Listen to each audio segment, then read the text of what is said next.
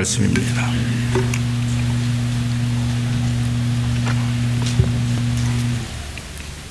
채찍과 꾸지람이 지혜를 주거늘 임의로 하게 버려두면 그 자식은 어미를 욕되게 하느니라. 잠언 29장 15절 말씀 우리 한번 같이 합니다.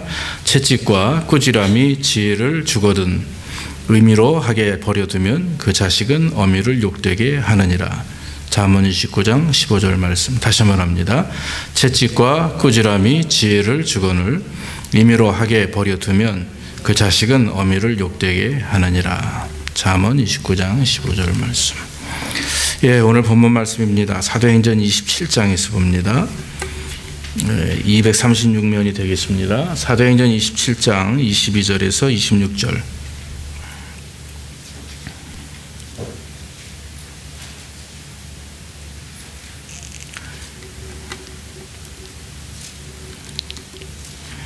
사도행전 27장 22절에서 26절까지입니다.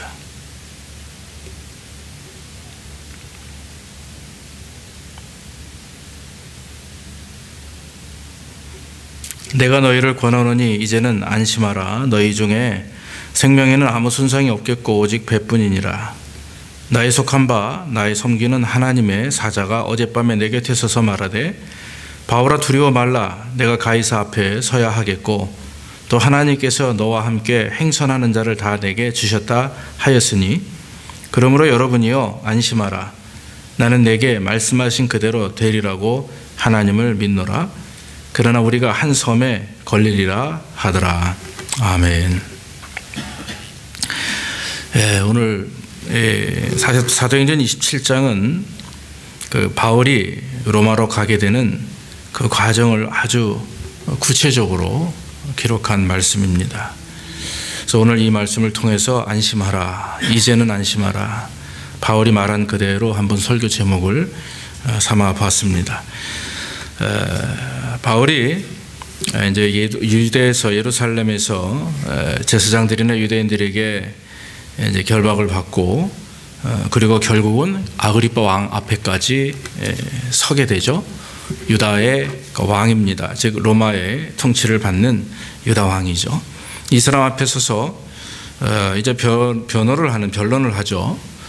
그런데 오늘 26장 32절에 보면 아그리빠 왕이 바울과 대화한 다음에 하는 말이 있습니다. 안타까운 심정으로 이렇게 말합니다.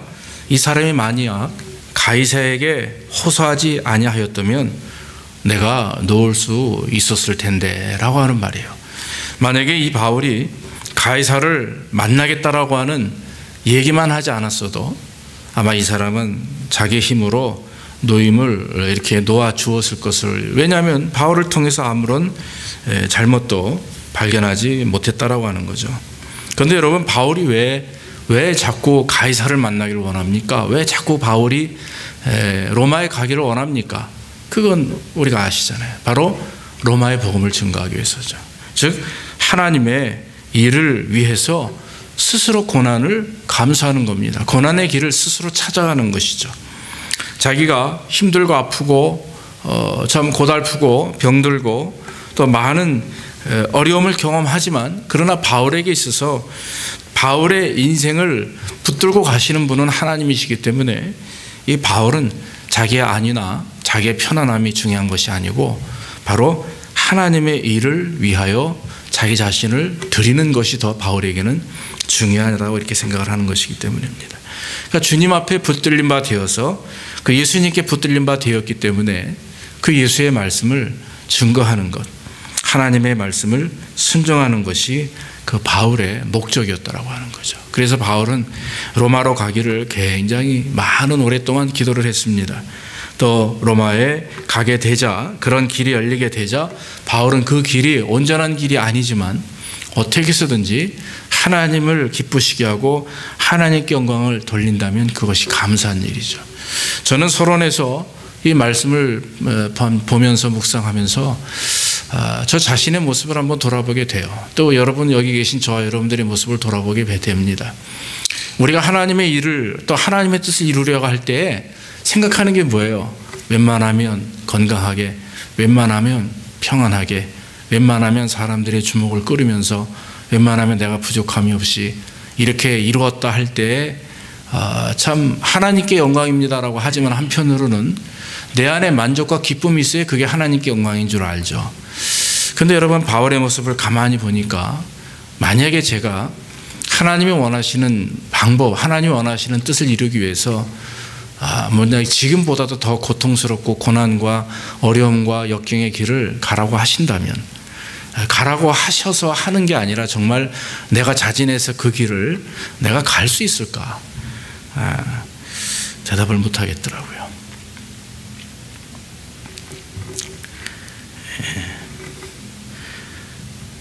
참 그 옥고를 치르면서 그 험난한 길을 스스로 찾아가면서 하나님의 일을 감당하는 것, 사실 여러분들의 제가 말씀을 드릴 말씀이 없습니다.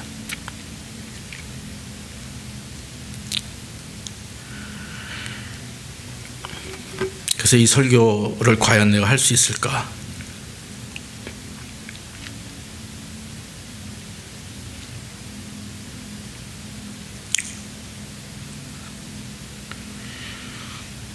네. 말씀과 삶이 일치가 되지 않는 그런 모습 속에서 하나님의 말씀을 증거하는 것이 저에게 굉장히 어려운 일입니다. 그런데 한 주간 또 하나님이 아까 우리가 여호와 하나님의 약속이라고 하는 찬양을 하면서 그럼에도 불구하고 저를 세우시고 사용하신다라고 하는 또 마음에 그런 감동도 받습니다. 그래서 저를 위해서 기도해 주시기 바랍니다.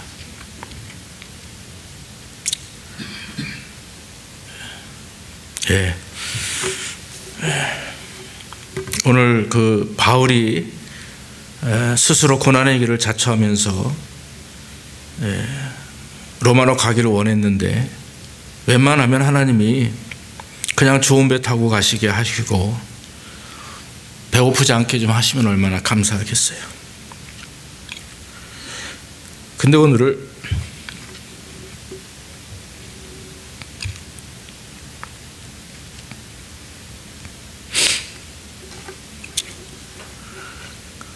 바울이 로마로 가는 그 과정이 너무나도 안타깝습니다.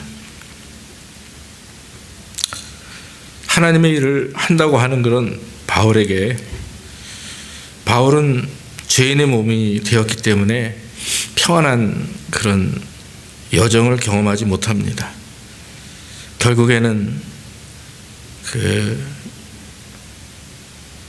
예루살렘에서 로마로 가는 그 곡물 선박이죠.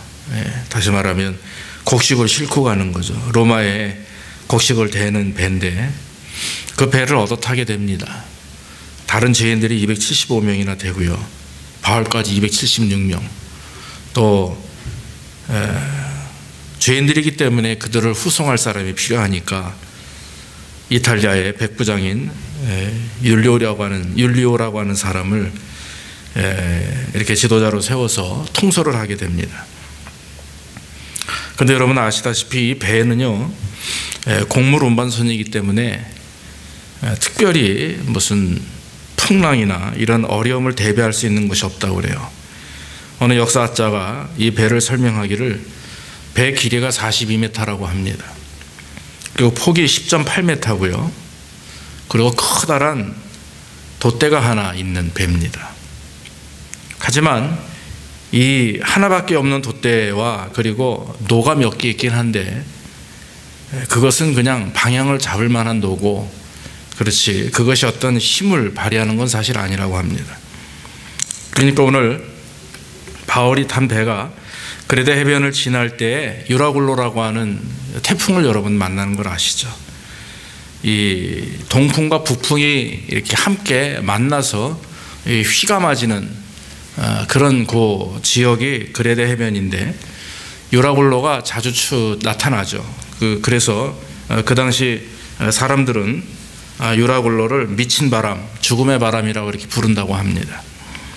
그 정도로 굉장히 아주 뭐라고 표현합니까? 아주 참 파괴적인 바람이죠. 그러다 보니까 이 배에 올라선 그 276명이 선원뿐만 아니라 모든 이제 다 죄수들도 2주 동안 아무것도 먹지 못합니다.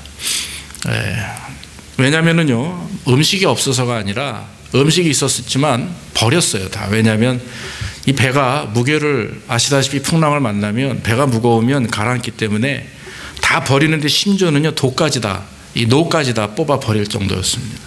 그리고 나서 오늘 성경 말씀 20절에 27장 20절에 뭐라고 얘기하냐면 여러 날 동안 해와 별이 보이지 아니하고 큰 풍랑이 그대로 있음에 구원의 여망이 다 없어졌다라 그랬어요. 이제는 2주 동안 먹지도 못했을 뿐더러 가지고 있었던 모든 짐이나 도구를 다 버렸기 때문에 그저 배껍데기 하나 있는 거죠. 물에 가라앉지 않게. 그 외에 276명이 다 옹기종기 앉아가지고 그저 하나님 앞에 뭐랍니까? 그냥 맡긴다라고 하는 의미도 아니에요. 그냥 어떻게 할 바를 모르는 거예요. 완전히 절망입니다. 이 상태에서 우리가 무엇을 할 수 있을까라고 손을 놓고 그저 멍하니 자기의 몸을 흔들리는 배에 맡겼다라고 하는 거죠.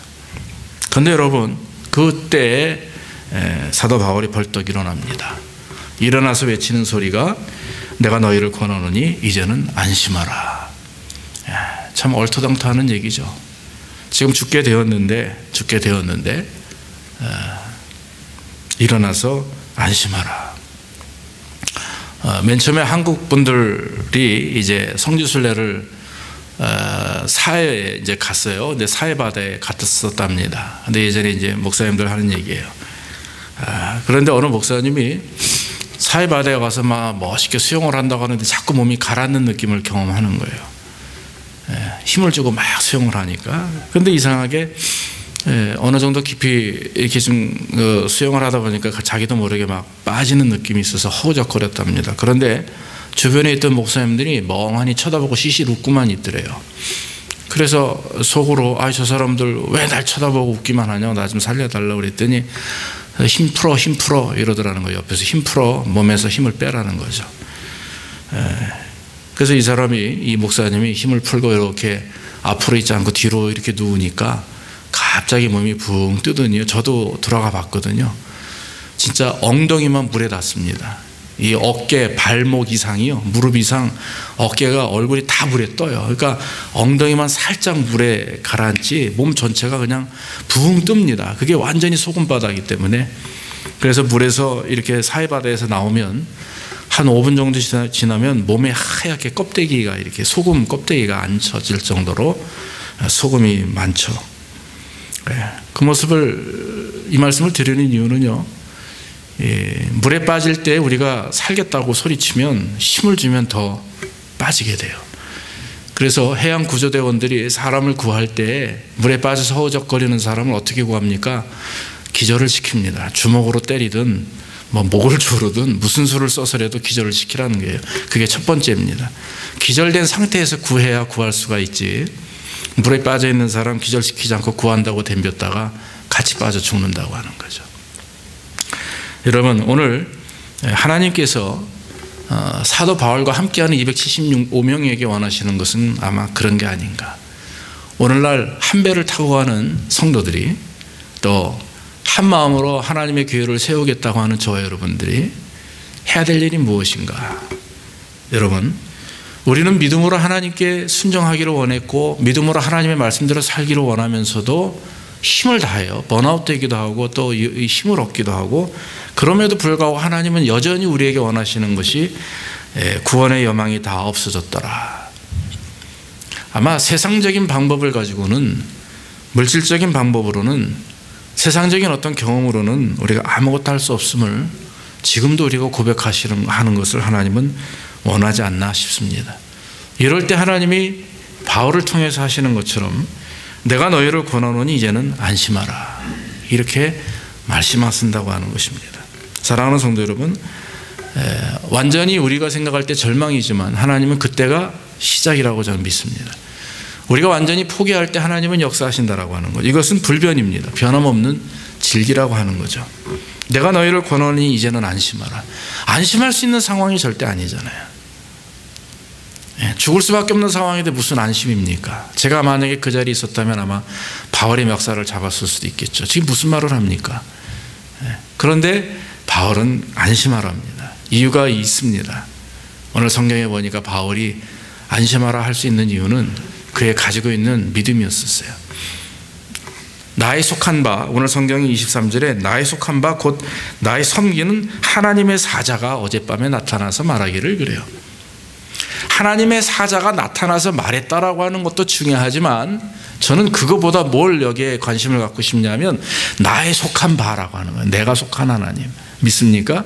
바꿔 말하면 우리가 하나님께 속해 있다. 하나님의 자녀다라고 하는 거죠. 하나님의 자녀는 하나님이 돌보신다라고 하는 것입니다. 여러분, 이게 얼마나 중요한 사실인지 몰라요. 하나님께 내가 속해 있는가, 내가 속해 있지 않는가.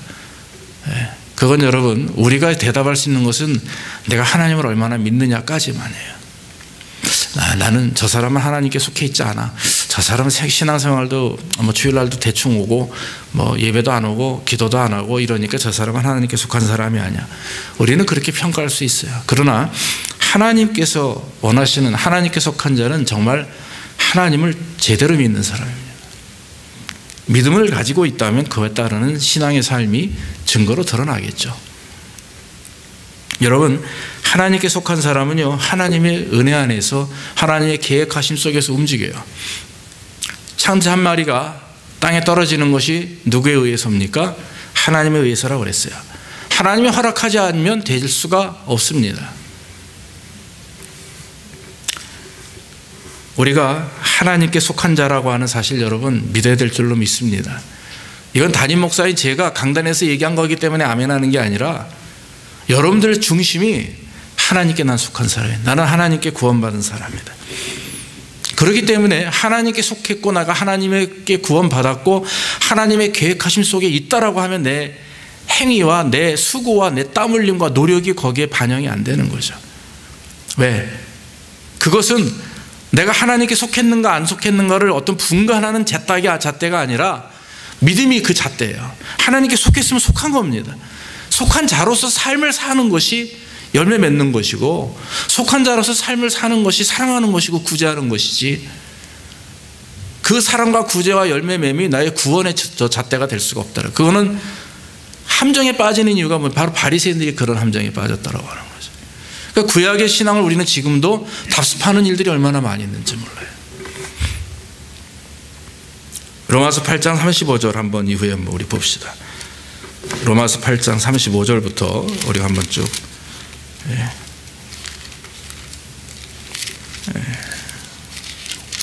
8장 35절부터 보면 누가 우리를 그리스도의 사랑에서 끊으리요?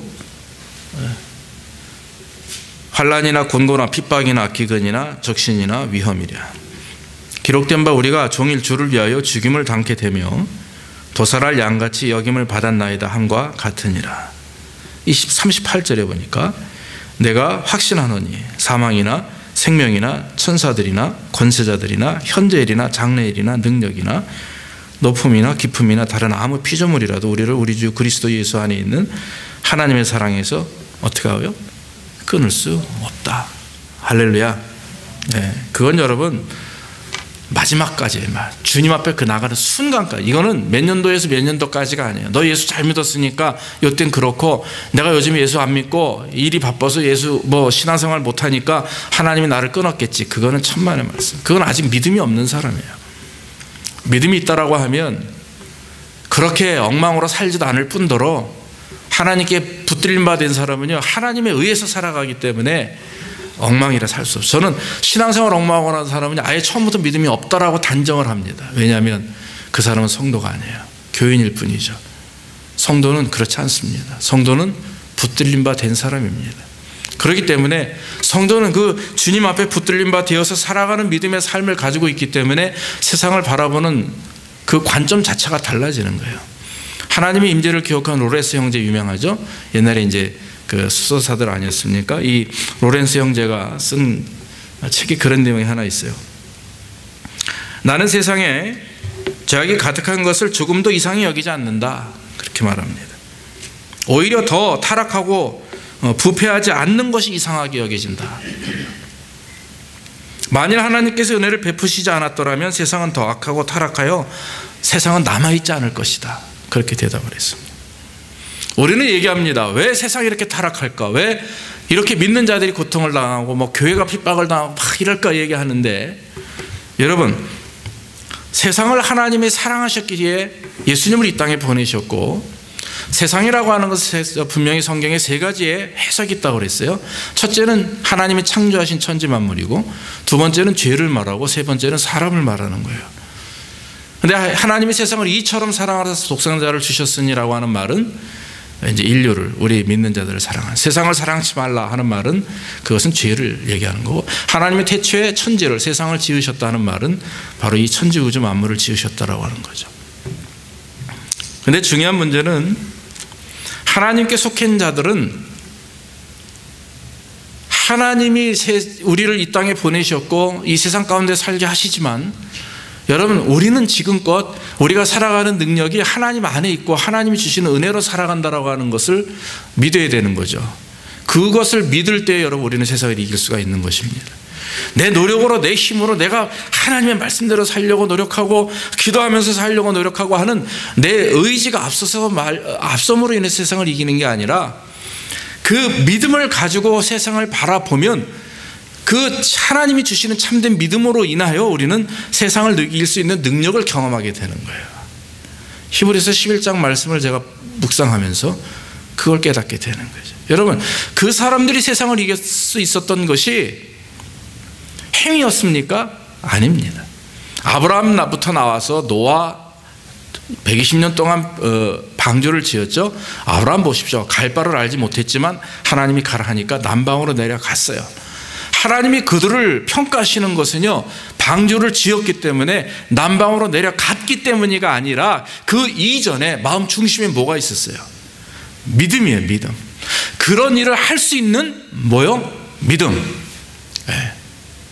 여러분, 신앙생활에 우리가 하나님 앞에 열심히 기도하고 감사하는 일이 바꿔 말하면 믿음이 있기 때문에 그러는 거 아닙니까? 그런데 여러분, 믿음으로 그렇게 하지 않는 사람이 있을까요? 예, 있을 수도 있겠죠. 믿음으로 하나님 앞에 감사하기 때문에, 믿기 때문에 하나님께 큰 돈을, 물질을 드리고 11조를 드리고 봉사를 하고 다 100% 우리 모든 성도들이 그러면 얼마나 좋아요. 그런데 어떤 때는 자기 욕심 때문에 하는 경우도 있지 않겠어요? 오늘 사도 바울이 이제는 안심하라 할 수 있었던 이유는요, 그에게 이런 풍파는 문제가 안 되었습니다. 왜냐하면 내가 하나님께 속해 있다라고 하는 그 확신이 있기 때문에, 아무리 세상이 풍파가 있고 유라굴라 같은 풍파 같은 어떤 그 파도침과 파괴적인 그런 바람이 우리를 지금 넘어뜨리려고 별짓을 다 해도 우리가 안심할 수 있는 이유가 한 가지, 첫 번째 뭡니까? 따라합시다. 하나님께 속해 있기 때문에. 믿습니까? 하나님이 책임지시는 거예요. 하나님의 군사들은, 하나님의 백성들은 하나님이 책임지시는 거예요. 저는 아직 여러분 시민권은 없습니다. 아직 영주권을 가지고 있는데, 시민권을 가지게 되면 좋은 게 한 가지, 바로 미국이 책임진다는 거 아니겠어요? 그렇잖아요. 영주권을 가지고 있으면 미국이 책임을 지지는 않습니다. 어제 그 신문에 잠깐 보니까 저스틴 비버라고 하는 미국의 꼬마 아이, 몇 살이에요 대체? 20살 안 됐죠?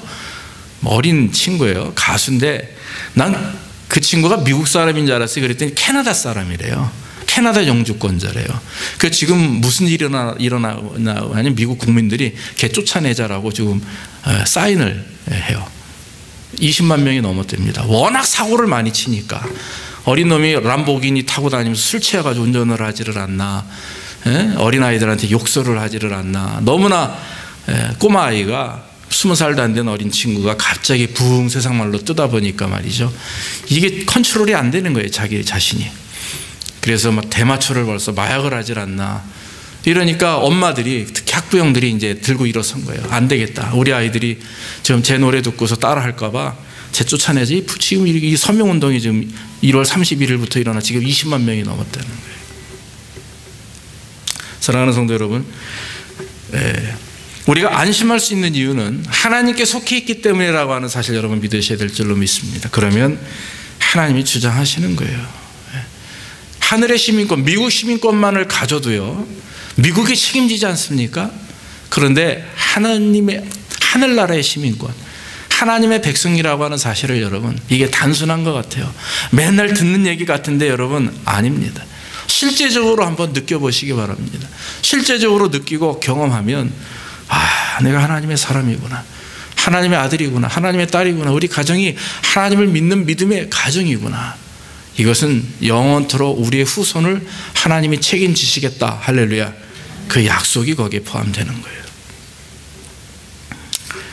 바울이 24절에 말하기를 또 반복합니다. 두려워 말라. 이때 이제 얘기하는 게, 내가 가이사 앞에 서야 하겠고, 주님이 어젯밤에 나타나서 말씀하신 내용이에요. 또 하나님께서 너와 함께 행선하는 자를 다 내게 주셨다 하였으니, 내가 너로 하여금 가이사 앞에 서게 해야 되기 때문에 너를 살리기 위해서는 너의 주변에 있는 모든 선원들까지도 내가 살려야 된다, 살릴 것이다, 이 말씀이에요. 믿습니까? 저는 주 예수를 믿으라, 그리하면 뭐 한다고요? 너와 네 집이 구원을 얻으리라. 바나바와 바울과 신라인가요? 바울과 신라가 옥에 갇혔을 때 지진이 일어나잖아요. 하나님을 살리시잖아요.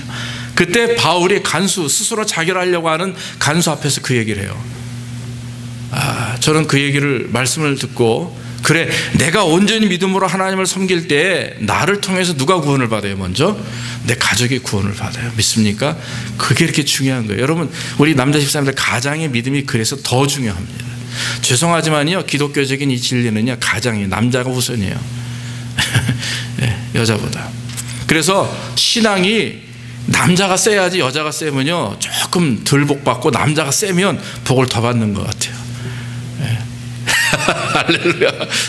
우리 어머니가 굉장히 셌어요.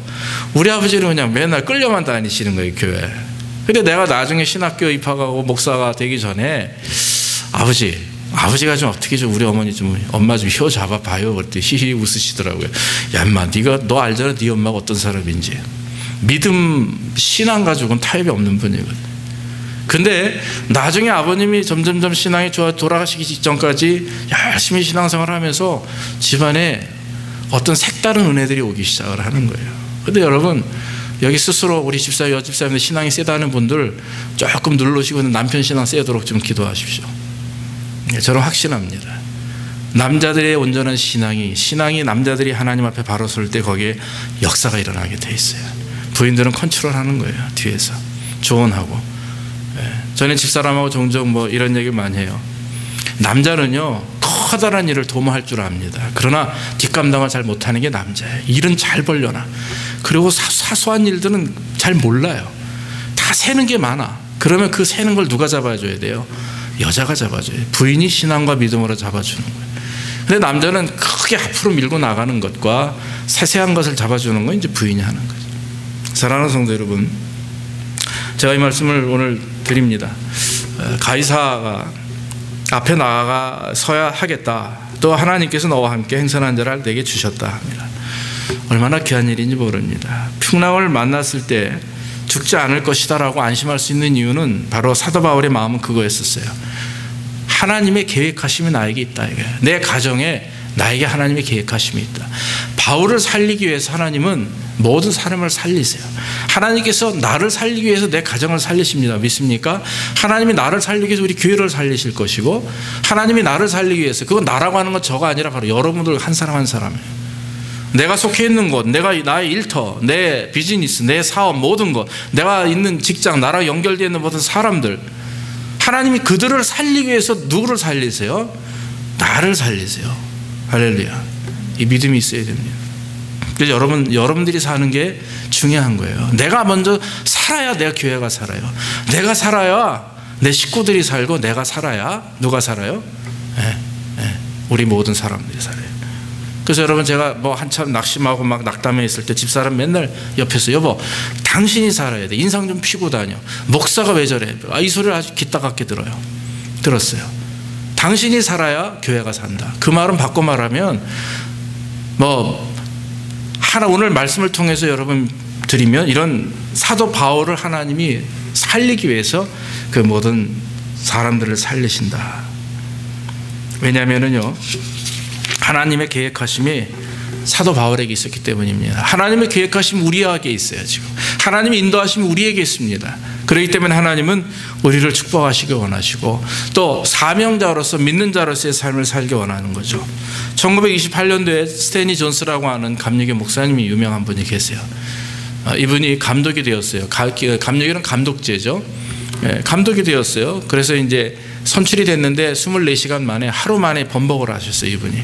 그러고 나서는 딱 하는 얘기가 나 인도로 지금 밤새 또 하나님이 마음에 감동을 주시는 인도로 가라 하신다. 편안한 걸 다 놓고 인도로 가셨어요. 가셔서 오랜 동안 사역을 하셨는데 69세가 됐을 때 뇌출혈이 와가지고요 중풍에 걸렸습니다. 그래서 할 수 없이 치료가 안 되니까 본국으로 미국으로 돌아왔어요. 돌아왔는데 한시도 누워 계시지 않는 거예요. 인도로 가겠다고 결심한 내가 왜 미국에 와서 누워있냐 이거예요. 풍을 맞아 죽어도 내가 인도에 가서 죽겠다. 얼마나 난리를 치는지 이 부인하고 가족들이 두 손을 다 들었어요. 그리고 나서는 그 환자를 다시 인도로 보내버렸어요. 어떻게 했겠어요, 여러분? 하나님이 역사하셨어요. 중풍에서 일어나고 또 오랜 시간 동안 인도에서 선교 사역을 하시다가 인도에서 생을 마치셨다라고 하는 아주 유명한 감리교 선교사님이죠. 사랑하는 성도 여러분, 사명자라는 게 뭡니까? 사명자가 목사만 사명자입니까? 선교사만 사명자입니까? 예, 그렇게 말할 수 있습니다. 그러나 여러분, 사명은 복음을 증거하는 일과 사랑하는 일과 섬기는 일과 영혼 구원에 대한 사명은요, 여기 있는 담임 목사에게만 있는 게 아니고요, 저 중국가에 있는 선교사님만에게 있는 게 아니고 저와 여러분들 여기 앉아 계신 우리에게 다 하나님이 사명을 주신 줄로 믿습니다. 그러므로 하나님의 일을 우선으로 생각할 것이냐, 내 일을 우선으로 생각할 것이냐, 하나님의 교회를 우선으로 생각할 것이냐, 내 건강을 우선으로 생각할 것이냐, 하나님의 일이 우선이냐, 내 일이 우선이냐, 가정 일이 우선이냐 따지고 볼 때 좀 판단하시기 바랍니다. 너무 그냥 가정 팽개치고 교회 일이 우선이다 이 말을 드리는 건 아니에요. 우선순위를 먼저 세우시라는 얘기예요. 최선을 다하고 어디에서 무엇을 하든지 간에 가장 우선순위는 바로 하나님이다. 하나님을 예배하는 것, 하나님께 영광을 돌리는 것, 하나님을 기쁘시게 하는 것, 하나님을 찬양하는 것, 이런 하나님이 내 삶의 우선이 되고 그 다음이 내가 세컨이 돼야 되는 거예요. 1인자는 무조건 하나님입니다. 2인자가 돼야 돼요. TV를 보면 해피투게더라고 하는 걸 제가 가끔 봐요.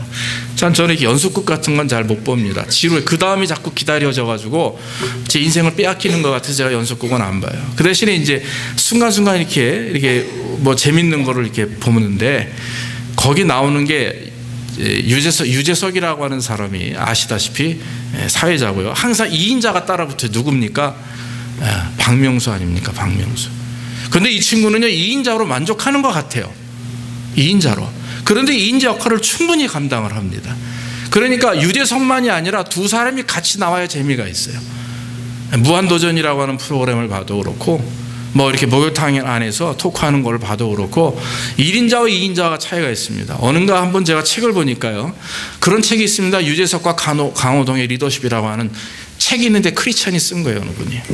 강호동은 파워풀하고 막 이렇게 카리스마 있는 리더십이지만 유재석은 어떤 이런 섬기는 리더십이다. 그래서 오늘날 크리스찬들이 옛날에 1970년대 80년대에는 목회자들이나 교회가 강호동 같은 리더십을 원했대요. 그러나 이제 오늘날의 크리스찬들은 유재석과 같은 리더십을 원합니다. 그래서 일반 세상 사람들이 유재석을 더 좋게 평가하는 이유가 바로 겸손과 섬김의 리더십을 그 사람 몸에 배어있기 때문이더라고요. 그 얘기를 들어보니까 정말 맞는 것 같아요. 근데 여러분 유재석이 될 수 있는 것은 그 2인자들이 잘 이렇게 있기 때문이다라고 하는 거죠. 이 말씀을 드리는 이유는요. 하나님이 우리 1인자가 되고 우리는 그저 하나님을 보필하는 2인자가 돼야 돼요. 믿습니까? 1인자는 하나님입니다. 그러니까 하나님이 무엇을 하시는지 어떤 생각을 나에게 가지고 계시는지 지금 이 세계 속에서 내 가정 속에서 이 교회 안에서 하나님이 무엇을 하시려고 하는지에 관심을 가지십시오. 그리고 나서 2인자는 바로 저와 여러분들이 다 2인자입니다. 교회 안에 1인자는 하나님이고 2인자는 담임 목사고 3인자는 뭐 장로님이고 그 다음에 안수집사 이런 계급적 순서가 아니라 연합되어 서로 상호 협력하여서 주의 몸된 교회를 이루어 나가는 우리들은요 모두가 다 2인자예요. 그렇기 때문에 하나님이 원하시는 게 뭐냐? 하나님의 뜻을 알고 하나님의 뜻을 분별할 때 거기에 두려움이 사라지게 되는 거죠. 우리가 제가 제일 두려워할 때가 어느 때인가 보니까 하나님의 뜻을 모르고 내 뜻대로 하려다 실패할 때였었어요. 내가 가장 힘들어하고 두려워할 때가 어느 때인가 보니까 하나님의 역사하심, 살아계심을 잊어버릴 때였었어요. 공감하십니까? 여러분 공감하세요? 여러분들이 힘들어할 때가 어느 때입니까? 두려울 때가 어느 때입니까? 하나님이 지금 살아계셔서 나와 함께 하신다라고 하는 믿음을 망각할 때입니다. 믿음이 있어요. 근데 그걸 마음속에 두지 못할 때. 우리는 믿음이라는 게 있습니다. 저는 믿음이 있습니다. 그런데 전 믿어요. 믿는다고 하지만 순간 망각을 해버려요. 그 사실을. 그러니까 믿음이라는 거는요, 내가 그냥 믿습니다라고 너버러지는 게 아니고 믿습니다라고 딱 붙들고 있는 거예요. 이 손을 놓으면 놓치는 겁니다. 믿음이 그렇게 중요한 거예요. 하나님이 나에게 주신 믿음, 그 선물을 내가 붙들어야 되는 거예요. 네. 어제는 저는 굉장히 행복한 시간이었었어요. 아시다시피 어제 제 생일이었었는데 우리 훈이가 저를 아주 빵 터지게 했습니다. 훈이를 불렀어요. 막내 녀석이. 훈이야, 너 이모부 선물했어? 생일 선물 준비했어? 그랬더니 어허, 딱 아주 크게 그래 봤더니만 뭐 비싸지도 않아요. 이따만한 초콜릿 하나, 큼직한 걸 하나 딱 가지고 자랑스럽게 자기 걸 먼저 열라는 거예요. 앞에 와가지고. 예. 얼마나 기분이 좋고 감사했는지 몰라요. 여러분, 하나님 우리에게 믿음이라는 건 선물로 주셨는데 제가 그 어린 아이한테서 조그만 초콜릿 하나를 받는 게 얼마나 제게 기쁨이 됐는지 몰랐어요. 고마웠어요. 우리 동서와 처제가 준 캐시보다 사실 그게 더 좋았어요. 너무나 마음이 기분이 좋았어요. 근데 여러분, 하나님께서 주시는 믿음이라고 하는 선물을 붙들고 그거 제가 먹지 못했어요. 아끼고 있거든요. 예진이가 먹었구나 참. 아끼고 있거든요. 근데 그 믿음이라고 하는 것을 내 손에 품에 안고서 말이죠. 하나님이 주신 믿음, 내가 이 믿음을 통해서 하나님께 어떤 영광을 돌릴까? 우리가 할 수 있는 일은 그 주신 믿음이 내 안에서 역사할 수 있도록 내가 순종하는 것과 그 믿음으로 말미암아 행동이 일어나야 되는 거 아닙니까? 믿음이 믿음으로 밝혀지게 하기 위해서는요, 믿음에 대한 행동이 필요한 거예요. 내가 하나님 믿습니다, 하나님이 원하신 오늘날 이게 아니에요. 우리가 잘못 깨달은 것은 하나님을 믿습니다 하면 다 구원받는다. 예, 하나님이 원하시는 것은 그 단순한 그냥 믿습니다 한번 외쳐버리는 내뱉는 믿음이 아니에요. 믿음을 가졌으면 그 믿음을 통해서 어떻게 하나님을 기쁘시게 할까? 그 기쁘시게 하기 위한 행동들이 드러나야 되는 거야. 그때 하나님이 그래, 너는 내 믿음을 제대로 받았구나. 너는 내 믿음을 제대로 먹고 사는 사람이구나. 그게 예배 행위이고 그게 기도고 그게 섬김이고 봉사고 그게 사랑 아니겠어요? 사랑하는 성도 여러분, 말씀이 길어져서 죄송합니다만은 정말 여러분, 오늘날 우리가 해야 될 계획하심 속에 산다, 사명을 갖는다라고 하는 것이 직분이 아니에요. 목사, 장로 이게 아닙니다. 몇 년 다녔다, 교회 어떻게 신앙생활을 어디에 무슨 예배 참석, 이런 것이 아니라 진짜 내가 믿음을 얼마나 기쁘고 감사함으로 그 붙들고 있는가, 그 믿음을 위해서, 그 믿음이 아름답게 하나님께 영광이 되게 하기 위해서, 그 믿음을 통해 주님이 기쁨을 받기 위해서 내가 어떤 신앙의 삶으로 열매가 이루어지고 있는가, 우리 자신을 한번 돌아보기를 주의 이름으로 축원합니다. 그럴 때 하나님의 역사가 일어나게 되는 거예요. 바울은 여러분, 그 믿음이 철저하게 있는 사람입니다. 믿음이 있기에 그 계획하심을 믿음으로 순종했던 사람이에요. 그러니까 풍랑을 만나고 먹을 것이 없어서 다 죽게 되었는데 나중에 그 다음 장에 보면은요, 조금의 양식이 남았어요. 27절부터 바울이 먹으라고 그러지 않습니까? 한 번 먹을 양식 먹고 나서 이제 멜리데 섬인가요? 거기서 이제 구원을 받게 되죠.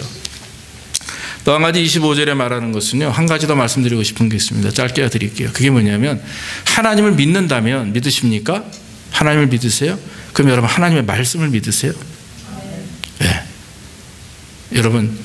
여러분들이 저를 믿죠. 제가 집사님들 믿어요. 제가 김병수 집사님, 허문수 집사님 믿습니다. 그러면 두 분의 말씀도 제가 믿어요. 말도 믿게 돼 있어요. 왜? 그분을 믿으니까. 근데 여러분, 오늘날 어때요? 여러분, 하나님을 믿어요. 근데 하나님의 말씀을 믿습니까? 분리해서 한번 하나님을 믿는다고 고백하셨는데 하나님의 말씀도 믿는다고 그랬죠. 그럼 믿으면 따라해야 돼요? 안 따라해야 돼요? 따라해야 되는 거죠. 하나님이 저에게 이런 말씀을 주시더라고요. 너 하나님을 믿지?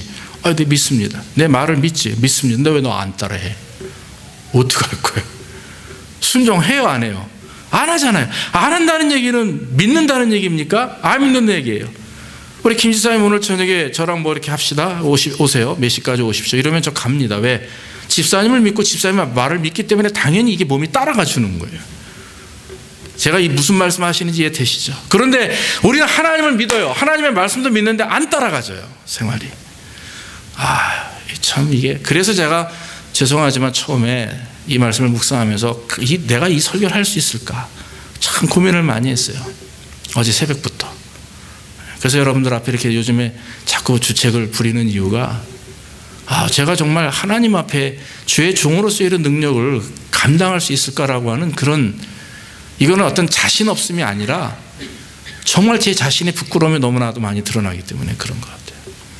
하나님 왜 이렇게 하실까? 저는 지금 궁금합니다. 왜 자꾸 성도들에게 나약한 모습을 보이고 하나님 앞에 이렇게 자꾸 부끄러운 모습을 보일까? 글쎄 뭔가 있으시겠죠. 왜? 이것도 하나님 역사하심이라고 좀 믿기 때문에. 믿습니까? 그래서 여러분, 하나님을 난 믿는다고 해요. 집사님들 다 하나님 믿는다고 아멘 합니다. 말씀도 믿는다고 해요. 그런데 가만히 보면 예배 드릴 때나 성경 공부할 때나 만날 때 보면 우리가 잘 서로, 저도 그렇고 여러분들도 그렇고 별로 안 따라 하시는 것 같아요. 여러분, 오늘 성경에서 사도 바울이 말하는 것은 그겁니다. 그러므로 여러분이요, 안심하라. 나는 내게 말씀하신 그대로 되리라고 하나님을 믿는다. 할렐루야. 말씀하신 대로 된다라고 하는 거예요. 여러분, 복을 받은 성도들, 복을 받은 하나님의 백성들, 뭐 많은 위인들, 책을 쓰신 분들이 있잖아요. 그분들이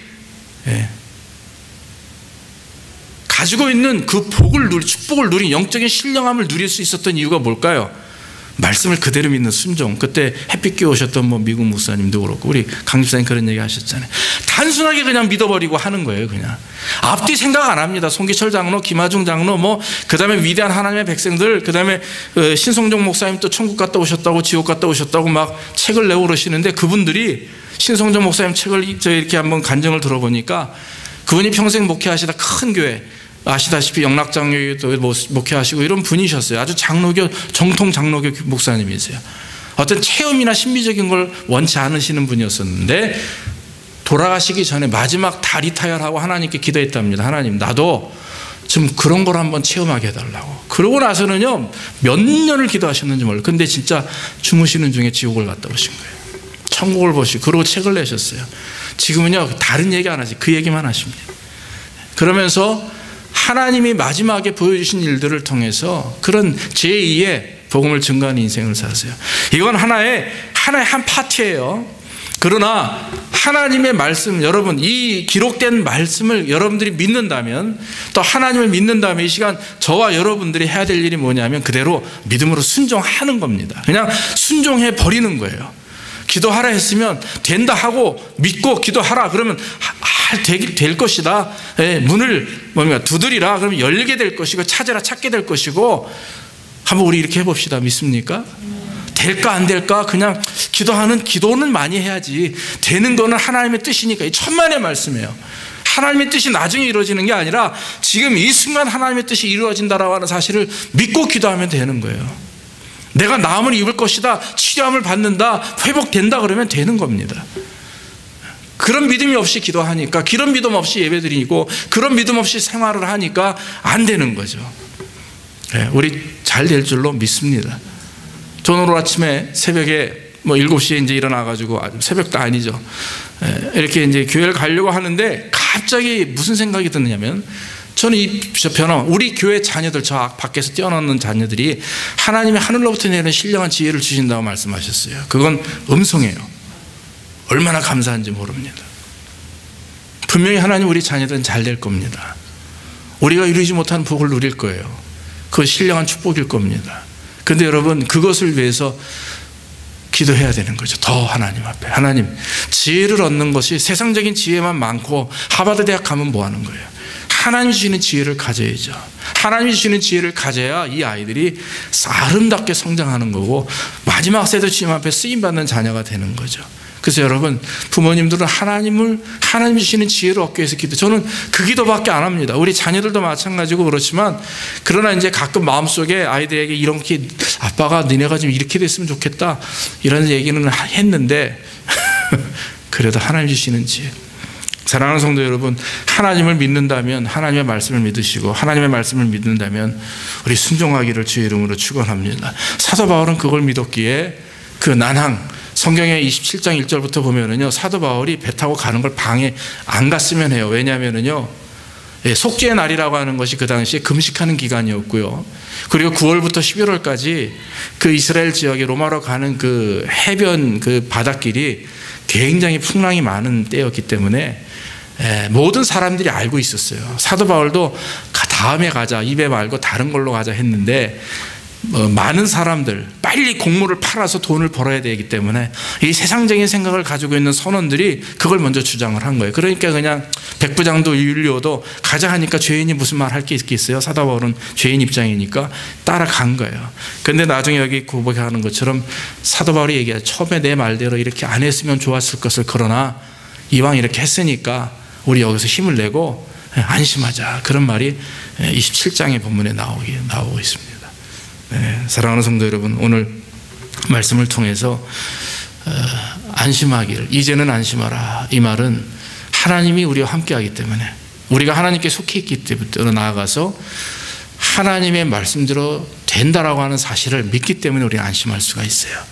모쪼록 두려워하지 마시고 정말 주님 주시는 참 평안을 통해서 사도 바울이 안심하라 하는 것처럼 오늘 저와 여러분들이 이번 한 시간 또 한 주간 정말 주님의 말씀과 주님의 능력을 통해 안심함으로 평안함을 얻고 회복되고 치료받고 또 주께 영광 돌리는 귀한 역사가 있기를 주의 이름으로 축원합니다. 기도하겠습니다. 아버지, 부족한 종을 통해서 오늘도 하나님의 말씀을 증거합니다. 이 말씀이 인간의 말이 되지 않게 하시고 성령께서 이 부족한 종을 통해 들려지는 말씀 되게 하옵소서. 아버지 하나님, 우리가 하나님을 믿습니다. 말씀도 믿습니다. 하나님께 속해 있다고 확신하고 믿음이 있다고 우리가 주장합니다. 그러기 위해서 우리는 수고하고 노력하고 기도합니다. 그러나 주님, 한 가지 빠진 것은 그 말씀을 믿지만 순종하지 못한 우리 자신을 용서해 주옵소서. 확신 없는 그 믿음을 가지고 순종한다고 늘 노력하지만 하나님은 지금도 우리의 순종함에 배고파하시고 우리의 믿음에 배고파하시는 것을 저희들이 압니다. 하나님, 이 시간 회개하오니 저와 우리 사랑하는 성도들 한 마음으로 이제는 하나님의 기적을 바라보게 하시고 믿는 자에게 능치 못할 일이 없다라고 하는 그 사실이, 그 말씀이 우리의 삶을 통해서 사실로 실현될 수 있도록 주께서 복을 내려 주시옵소서. 모든 말씀 예수님의 이름으로 기도하옵나이다. 아멘. 우리 찬송가 492장 찬송하겠습니다. 찬송하시면서 예물 드리겠습니다.